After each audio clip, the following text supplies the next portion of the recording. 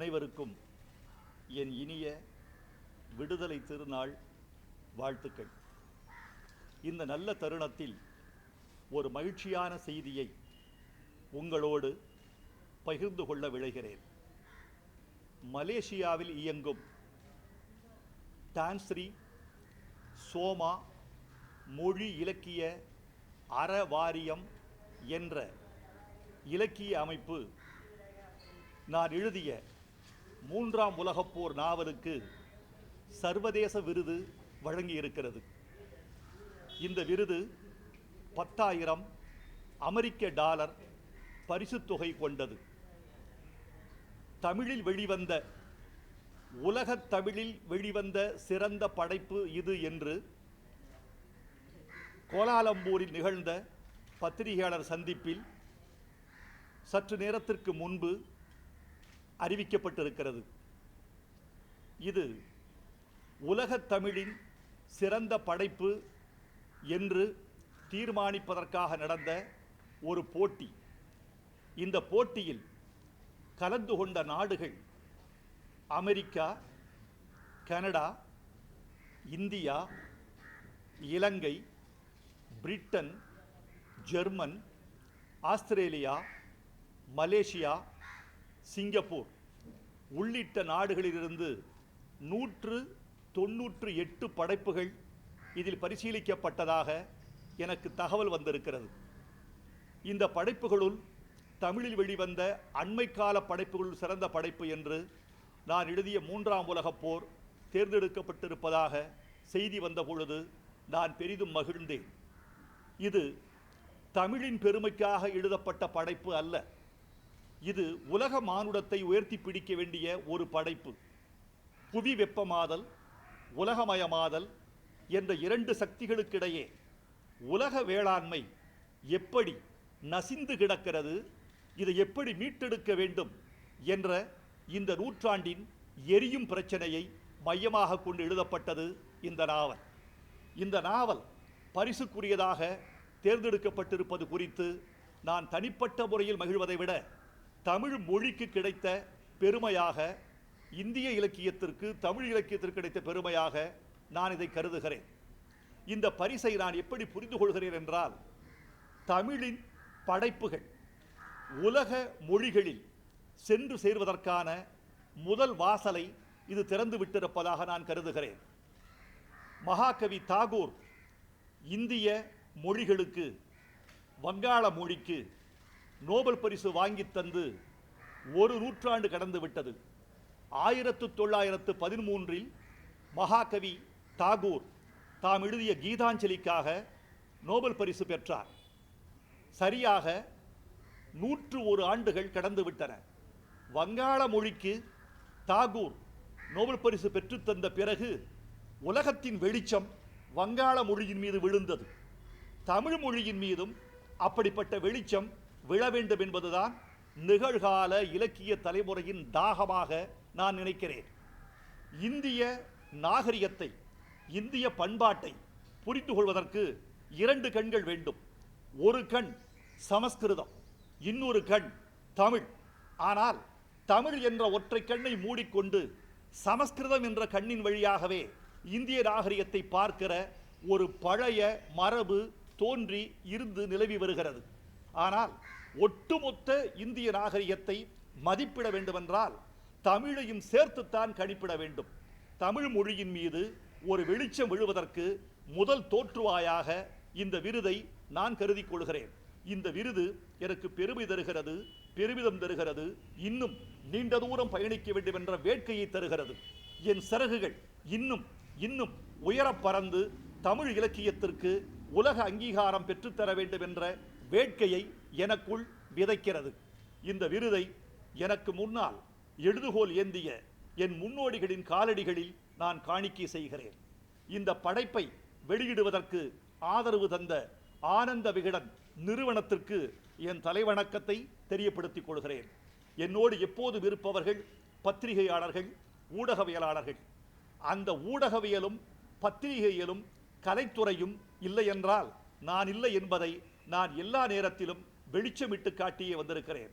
எனவே ஊடக நண்பர்கள், பத்திரிகையாளர்கள் சமஸ்கிருதத்துக்கு கொடுக்கக்கூடிய முக்கியத்துவத்தை போல தமிழுக்கும் கொடுக்க வேண்டும் என்பதை உயர்த்தி பிடிக்க வேண்டும் என்று நான் இந்த நேரத்தில் முன்மொழிய கடமைப்பட்டிருக்கிறேன்.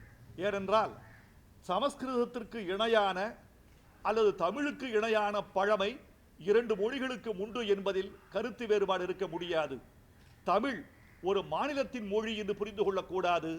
தமிழை இந்திய நாகரிகத்தின், திராவிடத்தின், பாரம்பரியத்தின் மொத்த பரப்பை அளந்து பார்க்கக்கூடிய அளவுகோல் என்று புரிந்து கொள்ள வேண்டும்.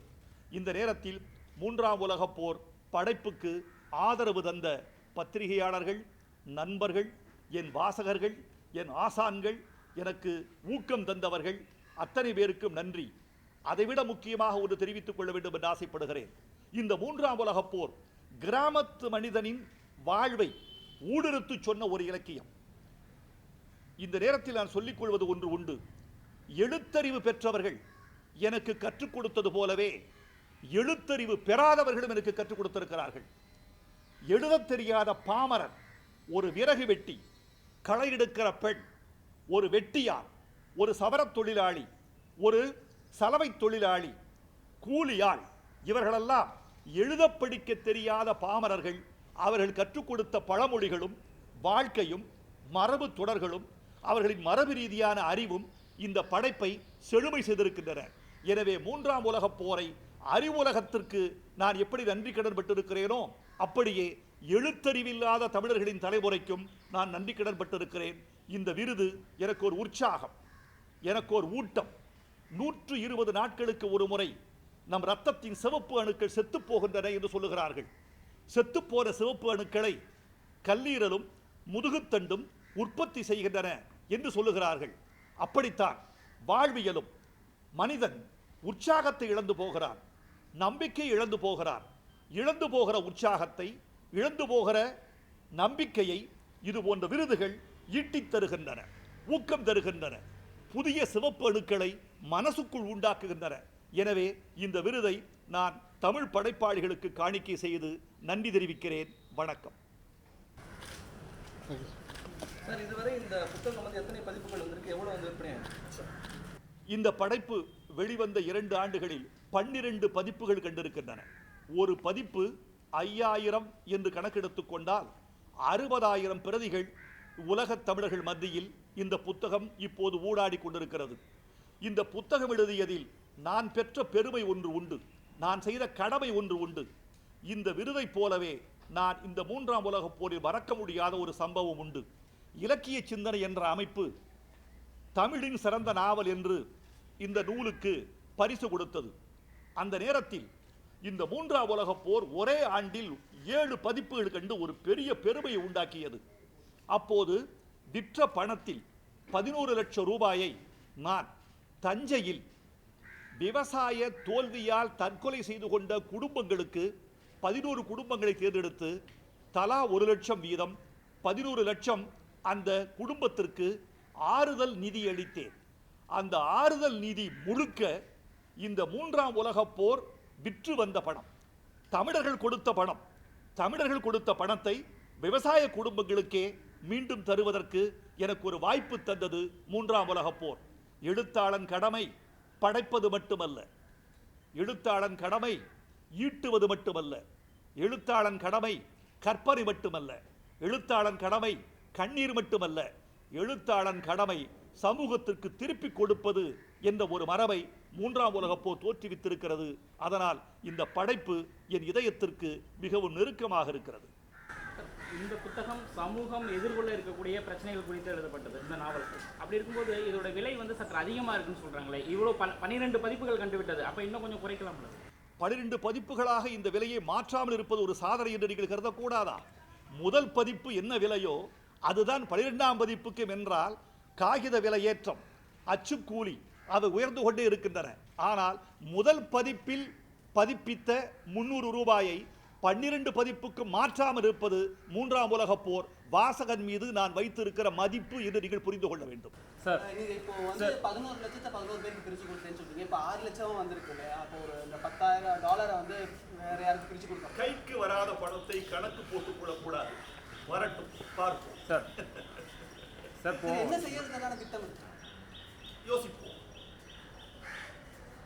சார், இப்போ உலகில் உள்ள சின்ன சின்ன நாடுகள்லாம் பார்த்தீங்கன்னா ஒரு இலக்கியத்துக்கான அந்த மிகப்பெரிய விருதான நோபல் பிரைஸ் வென்றிருக்காங்க. தமிழில் பார்த்தீங்கன்னா கிட்டத்தட்ட 2000 ஆண்டு பழமையான மொழி, இது வரைக்கும் அந்த ஒரு விருதை நம்மளால் பெற முடியல.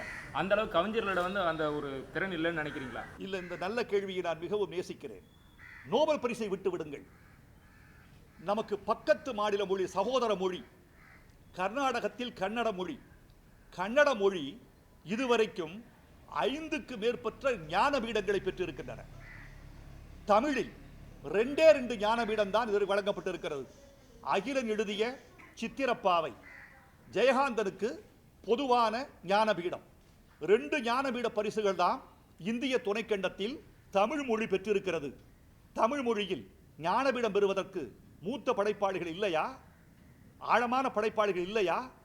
தமிழ் மொழி வடக்கால் ஏன் ஒதுக்கப்படுகிறது என்று கேட்கிறேன். தமிழ் மொழியை ஏன் புறக்கணிக்கிறது என்று கேட்கிறேன். கன்னடம் சிறந்த மொழிதான், சிறந்த படைப்பாளிகள் உண்டு என்பதில் கருத்து வேறுபாடு இல்லை. ஆனால் தமிழில் கன்னடத்திற்கு தாழ்ந்தவர்களாக இருக்கிறார்கள் என்பது என் கேள்வி. எனவே நோபல் பரிசு அப்புறம் இருக்கட்டும், பக்கத்தில் ஞானபீடம் வரவில்லையே, ஞானபீடம் வரட்டுமே. உள்ளூர் நதிகளை இணைக்க முடியவில்லை முதலில், கங்கை காவிரி அப்புறம் இருக்கட்டும், கங்கை காவிரி இணைப்பு திட்டம் அப்புறம் இருக்கட்டும். உள்ளூர் நதிகளை இணைப்பதற்கு என்ன முயற்சி செய்தோம் என்று கேட்பதைப் போலவே நோபல் பரிசு அப்புறம் இருக்கட்டும், ஞானபீடம் என்னவாயிற்று என்ற கேள்வியைத்தான் தமிழ் படைப்பாளிகள் வடக்கை நோக்கி வினவுகிறார்கள். ஆனால் ஒன்று, உங்கள் கேள்விக்கு நேரடியாக பதில் சொல்ல வேண்டும் என்று ஆசைப்படுகிறேன். நோபல் பரிசு ஒன்றும் எட்ட முடியாத லட்சியம் அல்ல. நோபல் பரிசு ஒன்றும் முடவன் கொம்புத்தேனுக்கு ஆசைப்பட்ட கதை அல்ல. இயலும், படைப்பாளிகளால் இயலும், இந்த சமூகத்தால் இயலவில்லை. ஒரு நல்ல படைப்பாளியை இந்த உலகம் உயர்த்தி பிடிக்க வேண்டும். நமக்குள்ளே போட்டி, நமக்குள்ளே பொறாமைகள், நாளை இந்த விருதுக்கு கூட விமர்சனங்கள் வரக்கூடும். இந்த போட்டி பொறாமைகளுக்கு மத்தியில் பல்கலைக்கழகங்கள், அரசு நிறுவனங்கள், தொண்டு நிறுவனங்கள் நல்ல தமிழ் படைப்புகளை தேர்ந்தெடுத்து மொழிபெயர்த்து உலகுக்கு ஒளிவூட்ட வேண்டும் அல்லவா? தமிழில் தமிழ் படைப்புகள் ஆங்கிலத்தில் மொழிபெயர்க்கப்படாமல் நோபல் பரிசு குழுவை சென்று அடைவது அவ்வளவு சாத்தியமில்லை. எனவே முதலில் தேவையானது நல்ல மொழிபெயர்ப்புகள். இப்போ என்னுடைய 3ஆம் உலகப் போர் ஆங்கிலத்தில் மொழிபெயர்க்கப்பட்டு தயாராக இருக்கிறது. நான் வெட்கத்தை விட்டு சொல்லுகிறேன், நல்ல ஆங்கில பதிப்பாளருக்காக காத்திருக்கிறேன். இந்த சிக்கல் எனக்கே இருக்கிறது. கொஞ்சம் விளம்பரமான மக்கள் தொடர்பு உள்ள எனக்கு இந்த நிலைமை என்றால், என்னை விட சிறந்த எழுத்தாளராக இருக்கிற ஆனால் மக்கள் தொடர்பில் எழுத்தாளர்கள் என்ன செய்வார்கள்? அவர்களை அடையாளம் கண்டு அரசு, பல்கலைக்கழகங்கள் எல்லாம் மொழிபெயர்க்கிற பொறுப்பை ஏற்றுக்கொண்டு உலக மொழிகளுக்கு தமிழ் படைப்புகளை அறிமுகம் செய்ய வேண்டும். அப்படி உயர்த்தி பிடித்தால்தான் தமிழ் மீது உலக வெளிச்சம் விழக்கூடும். சார், அடுத்ததா என்ன படைப்பு இருக்கு? வந்து இந்த சிறந்த விருது விட்டுட்டீங்க, அடுத்ததா எதை முக்கியமா வச்சு புத்தகம் எழுதுறது? அதாவது பாட்டு எழுதுவது போன்றது அல்ல படைப்பு. பாட்டுக்கு உள்ளடக்கம் ஒரு இயக்குனரே கொண்டு வந்து கொடுத்து விடுகிறார். ஒரு கதாசிரியன் கதையோடு என்னை வந்து சந்திக்கிறார். ஆனால் இந்த படைப்பு என்பதற்கு எனக்குள் ஒரு எழுச்சி வேண்டும், எனக்குள் ஒரு உந்துதல் வேண்டும். ஒரு நாளில் 2 நாளில் உருவாவதல்ல படைப்பு. என்றோ விழுகிற விதை கால மழைக்கு காத்திருப்பது மாதிரி என் மனசுக்குள் பூத்திருக்கிற பல செய்திகள் மெல்ல மெல்ல உருவாகி கருவாகி வருகின்றன. பல படைப்புகள் என் கருவில் உருவாகின்றன. பல படைப்புகள் பிரசவத்திற்கு முன்பே கருச்சிதைவு கண்டு விடுகின்றன. சில படைப்புகளை நானே அழித்து விடுகிறேன். இது சரியான படைப்பாக இருக்க முடியாது என்று கருவில் உருவாகிற போதே அழித்து விடுகிறேன். இதையும் மீறி சில படைப்புகள் முண்டி அடித்துக் கொண்டு முகம் காட்டும். அப்படி சில கருத்துக்கள் என் மனதில் முண்டி அடித்துக் கொண்டிருக்கின்றன. எது முதலில் வந்து குதித்து விடுகிறதோ அதை வளர்ப்பேன், பெற்றெடுப்பேன், பாலூட்டுவேன், உங்களுக்கெல்லாம் அதை காட்டுவேன்.